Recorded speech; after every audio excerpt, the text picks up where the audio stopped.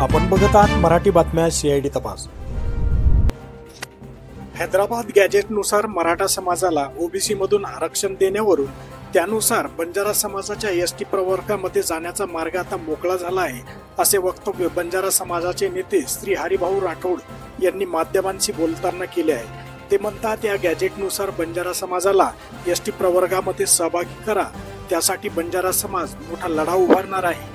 बघूया ते पुढे काय म्हणाले ते। आता बंजारा समाजाला एसटी मध्ये जाण्याचा मार्ग मोकळा झालेला आहे। खऱ्या अर्थाने जेव्हा ह्या हैदराबाद गॅजेटेड मधील नोंदी बघून जर मराठा समाजाला कुणबी करत असतील तर आमचं तर ओरिजिनल 1956च्या पूर्वी म्हणजे कायद्यानुसार खरं म्हणजे 1950 ला अर्थात आम्ही त्या ठिकाणी SC आणि ST मध्ये होतो।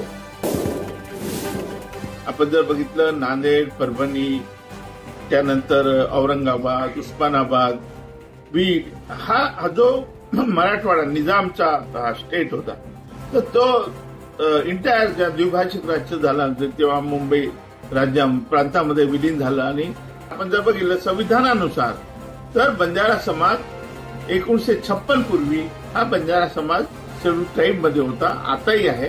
त्यामुळे हैदराबाद गॅजेट आम्हाला लागू करण्यात यावं